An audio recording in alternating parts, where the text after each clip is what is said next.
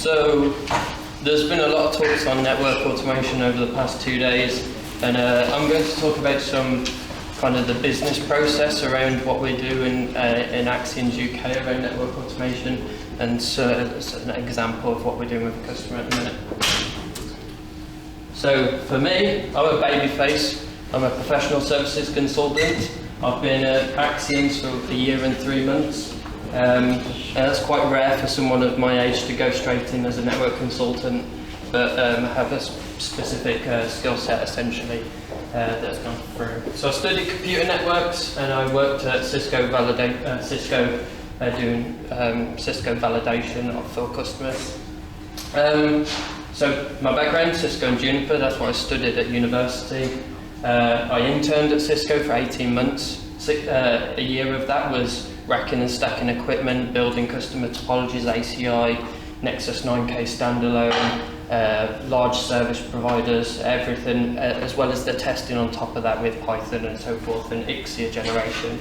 Part of that, we had, in the UK alone, we had 700 racks of equipment that we had to maintain. Part of that, we had a custom tool. Netbox didn't exist at the time, but we had a custom tool within Cisco to manage the racks, which was created by interns and maintained by interns. So when I finished university, Cisco kept me on while I was doing my 3rd year of degree to do PHP development on that site, which managed power everything, as well as all the business development management stuff. Also, my time there, I worked on cloud and NFV technologies, so Cisco NSO with Elastic Service Orchestrator to spin up virtual NFV topologies within OpenStack. My university project, learning a bit of Python and so forth and Ansible at Cisco, was to compare NSO against Ansible and what's better really, and compare them both. So, bit of all, of routing and switching, and I do a bit of programming which leads to net DevOps and a network reliability engineer. So my day job, I'm consultant. If we get a job and it's routing and switching, I do routing and switching. If there's efficiencies that can be made for that, for example, testing a large service provider, we test a lot. When I mentioned a comment earlier, if you're big enough, you pay someone else to do your testing. They pay us to do the testing. We lab a production environment, fill it with traffic, pretty much what we did at Cisco, but we do it in our lab in the UK. So we do that. I lead the development on UCPE within the Axians UK development. So using a platform called Ensemble, we can spin up network virtualization at the edge. So we can virtualize routers, firewalls within a smaller U, for example. So we limit truck rolls and so forth, so we can swap out devices, and it makes it more flexible for the customer because it's a white box. We can put Cisco, Juniper, SD-WAN or whatever vendor. Also focus on SD-WAN, so Silver Peak and Versa now, so I do a lot of that. And network programmability, so I do a lot around enabling customers to get up to scratch with network programmability, from like Python courses, Ansible courses, through to bespoke work or working with the customer to achieve things. So in the UK, what are we seeing around automation? Is that customers want programmability, but they're unsure where to start. A lot of the cases in our customers is that someone within the team has learnt programming, created scripts, and then found a better job somewhere else. Now these scripts that maintain the network are unmanned, no one knows how to maintain them. And we go in and figure out how they reverse engineer the code and teach them how to use their own tools, essentially. So we've done that for one customer. Understanding network programmability, so customers are not always well versed on what offerings there are out there, as well as tooling. Vendors can sometimes push tools, but that's not always the best thing for that customer. You need to take the customer requirements. And being a systems integrator, like many of us are in here, we're sometimes vendor agnostic, so we see things from a different point of view as the customer. With Cisco partners, with Juniper partners, with different SD-WAN partners, we push the right technology for that customer based on their requirements. And that's the same for network automation. We push a tool based on their requirements. So these are a list of tools that are currently out there right now. It's not all of them. So we've got the basic IDEs, we've got some config management stuff, got NSO in there, we've been config, Puppet. Then we've got some further down the line, Grafana, Prometheus for logging, Outstack, Splunk, Stackstone for workflows. We've got GitLab runners, TensorFlow for AI. I mean, some of them you will have touched, some of them you won't have touched. You can't know everything really. There's too many, and there's a lot on there. Some other things further down the line is, this is the full, your network is fully automated when you're at this point, and you can start doing things like Chaos Monkey, which was put in by Netflix. So they don't have a test environment, their test environment is production. They make a change, and it should be resilient enough that it fails over if it doesn't work, or they have a quick way of getting back to it. So in the UK, how have we adapted to this? We had core skills, we've got CCIEs, JNCIEs, we've got a number of people with certifications that make the resume a long list to go through. And at first we had projects, for example, migrating, does anyone know Redback? Yeah, old service provider vendor. So a large ISP in the UK wanted to go from Redback to Juniper, and being a primarily Juniper house in Axians UK, we facilitated and helped them. They didn't actually go through with actually deploying it, but we created all the scripts that did everything. And we didn't have the skills in-house to do that, so what did we do? We went and sourced the skills. We paid someone that knows how to program and was an ex-network engineer, and give them the requirements. But how we provided assistance in that is that we knew how the business works. We find out the workflows, all these different steps within the pipeline, so that the programmer can go and do his job, and then on the night of the migration, all the guy has to do on site is tell the person who's running the scripts, and he can see like an output on his laptop, pull out the plug. As he's pulling out the plug for this customer, it's already translated all the customer configs onto another box, the Juniper box, and I think it was around, for an average port in a service provider POP, they had 30 different types of service on one port, and that was a number of different configurations. Compliance wasn't there in naming, so you had to work out all that and map it all across and do it within a few seconds of swapping out a customer, and that's all that downtime for that customer that has that's all the downtime that's allowed for that customer, for example, in an OSP. So this is some Juniper sliding. They did a report last year called Sonar, State of Network Automation report, and they queried around 400 network engineers. And some key takeaways from that is that 53% of network engineers are automating in production, and 57 have done 2 to 4 years of experience within that 400 people per person range. And 31% only started within the last 2 years, and that's because Cisco, Juniper, they're all back, a lot of these vendors are back in programmability, everything from Cumulus, full open Linux platform, providing APIs and everything. So there we go. So here we have 96% of respondents who have automated 50% more likely to exceed their business goals. So a lot of automation is driven by business success. The only way to scale a business is to make it more lean and efficient. So a lot of the customers have that response. And 3/4 of respondents, on average, 40% or more, are automated or exceeding their business goals because of that. So job satisfaction, everyone wants to be happy at work. Of the respondents of the 400 people who are automating 40% or more of their work, over 90% agree that they are satisfied with the work they do. They regularly reach high productivity. They have tools and resources to do the job well, and it makes good use of their skills, and they're not doing core networking, they're developing their skills. So, as a system integrator, The challenge does not lie in knowing where to go, but rather how to get there. We can provide that journey for that customer and take them through the path. And that's the value we bring as Axians, that we can give that as an outside opinion. So a bit about the customer. Sorry, we can't really say much about it. It's for central government, so we can't really disclose too much details, but we can give a high-level view.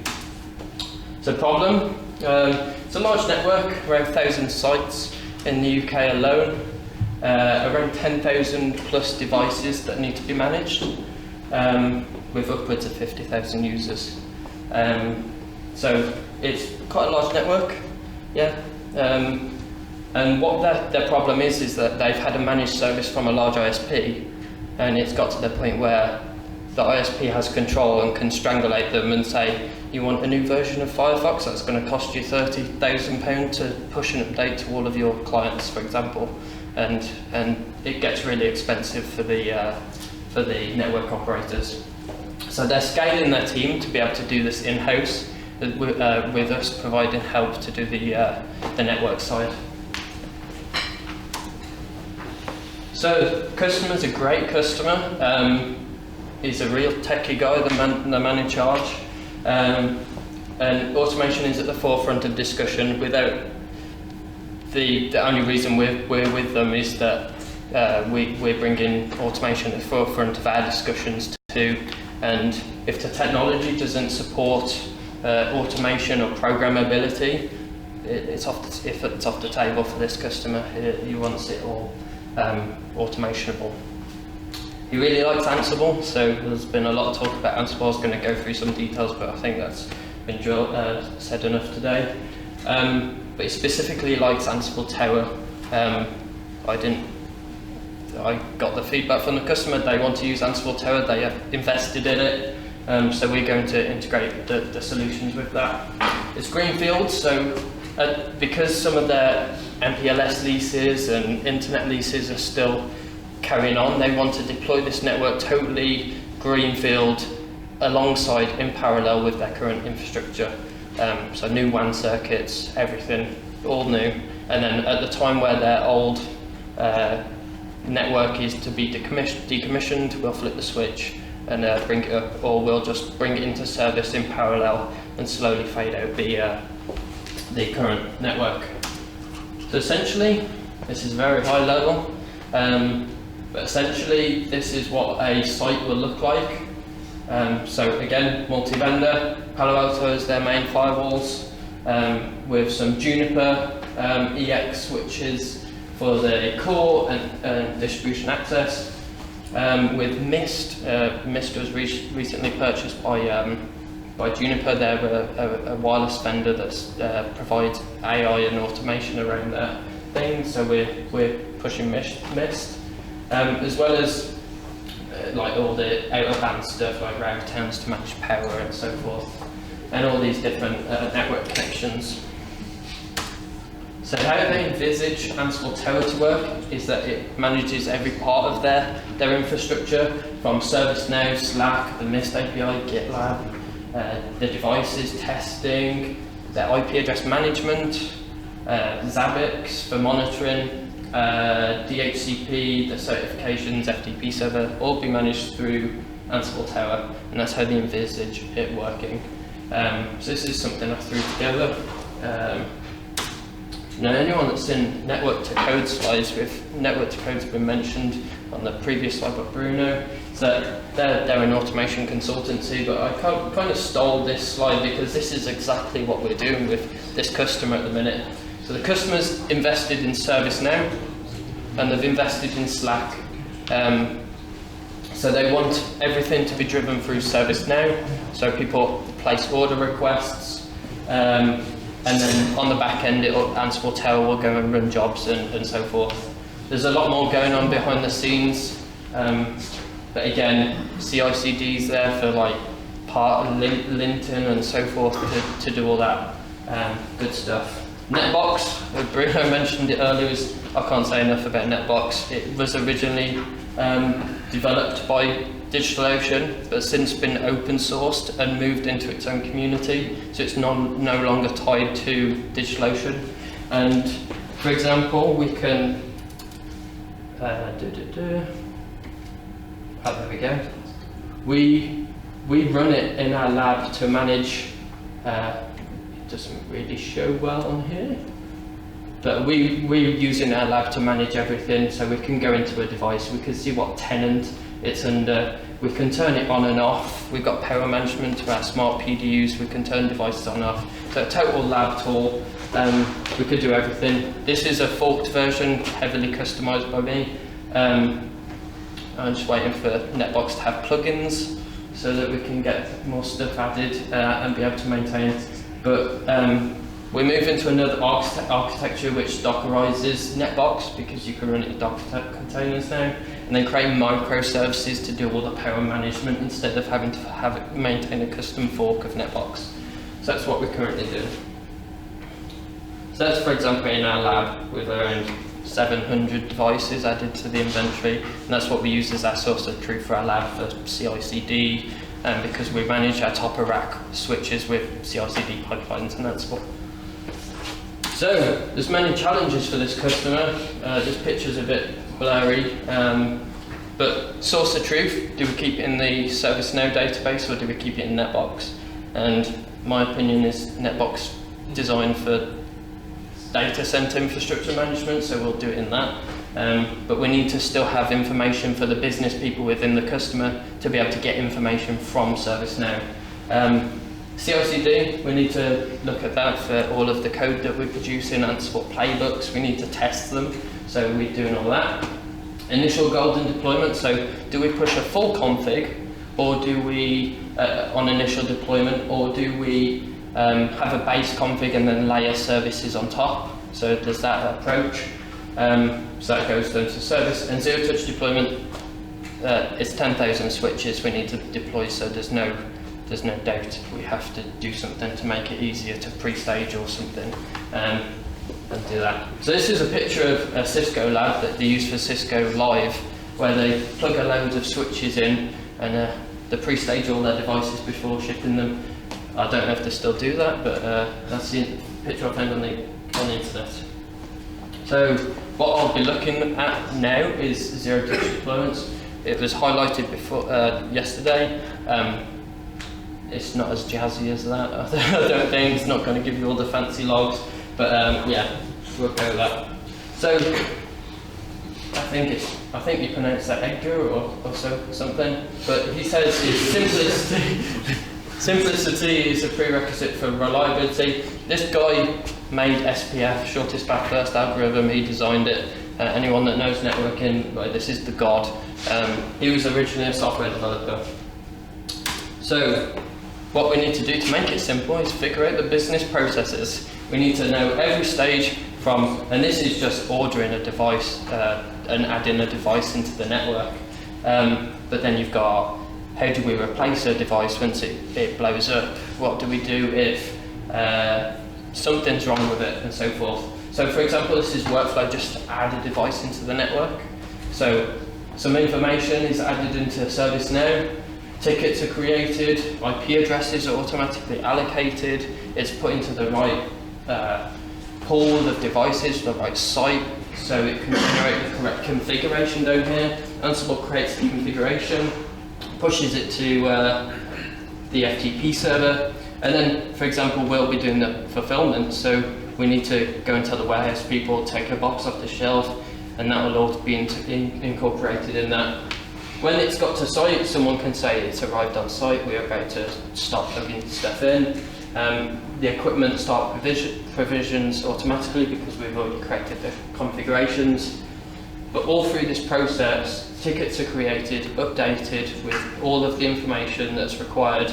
It's very primitive for this demo, but we're just at the start of this, so it's a bit of a quick demo. So, I'm not going to read it out for YouTube purposes, but yeah, we need to figure out the processes, and you can't digitalize a rubbish process. You'll still have a rubbish process at the end of it. So add in a device. So In this demo, we'll look at ServiceNow and how it's interacting with Netbox. Got Netbox on the right with no devices.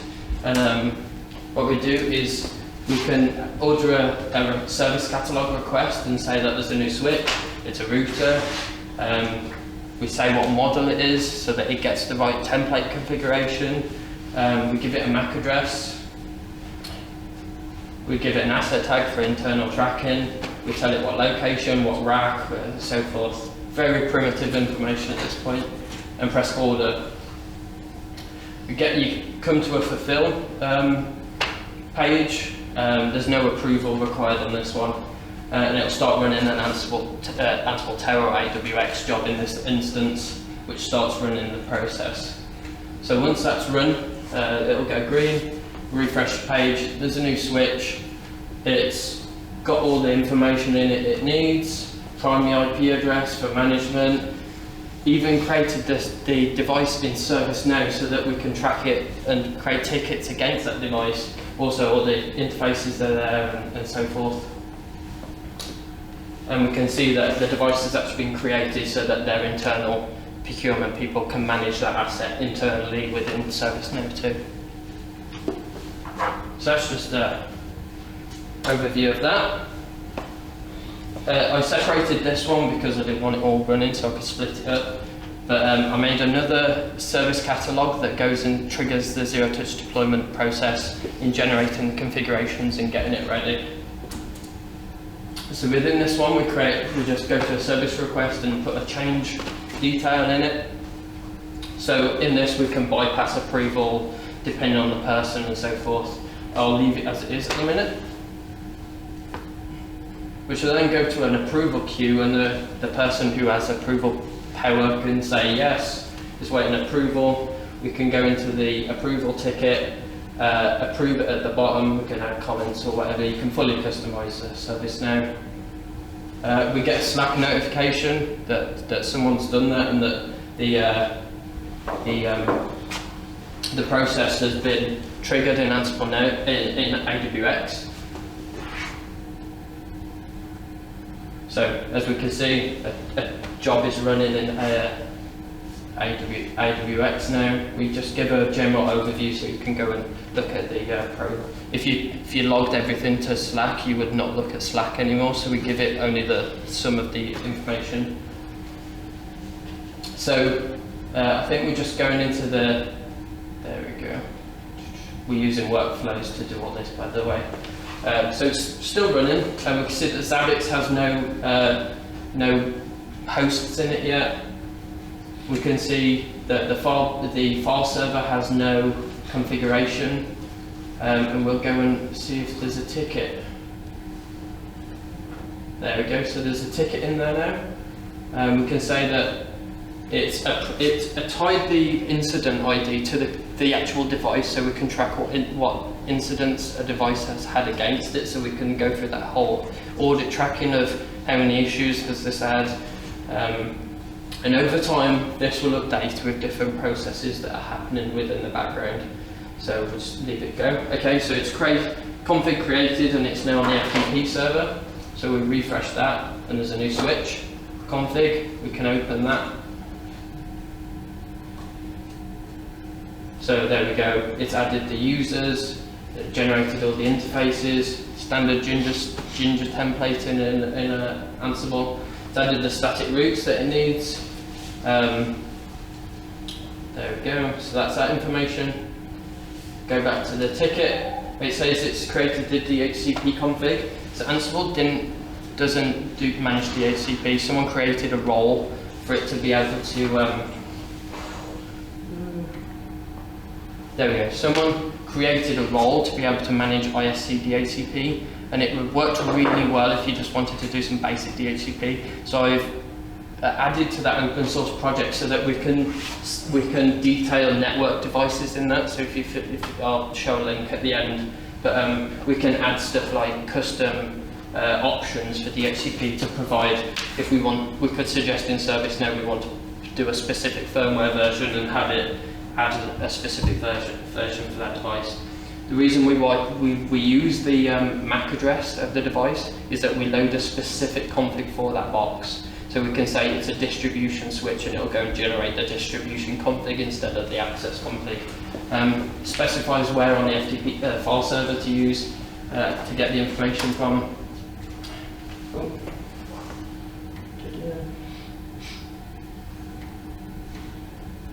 Oh no.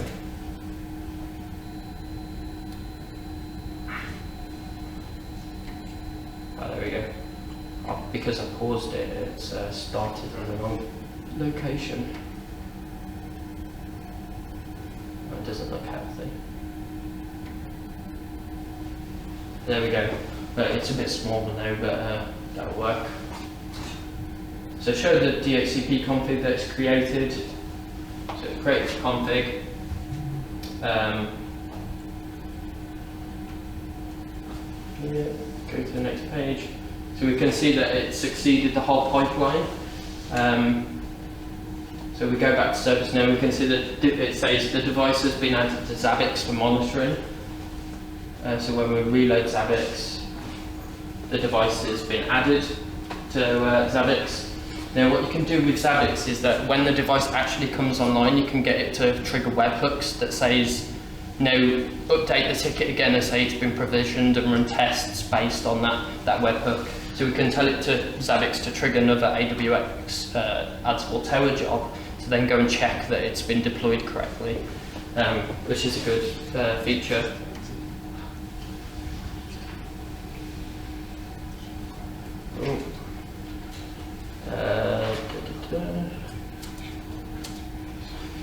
So then when you boot the device on its any port on that device, it'll get the configuration automatically. I didn't show the whole process of it booting, but it'll go and get the configuration that's all there, and we just do a basic test on that device.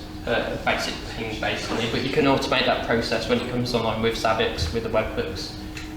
So just making sure the default route works and reachability is there.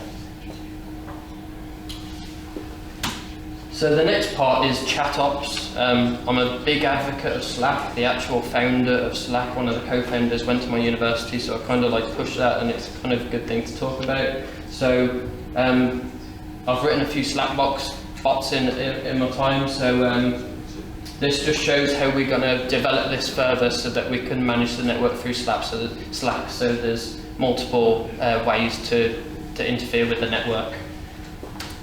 So for example, this is our lab, but for example, this would be for our customer. So we can say hello lab, and it'll give us a bunch of information that we can do. So we can say what's the top of rack information of the devices, and it'll go and show us all of the top rack switches that we have within our lab. We can click on it and it will open an SSH session, so then we can log in and go and do all that stuff. There's some more stuff in here. This all runs in Docker. Everything that's been mentioned is in Docker containers, except for obviously ServiceNow.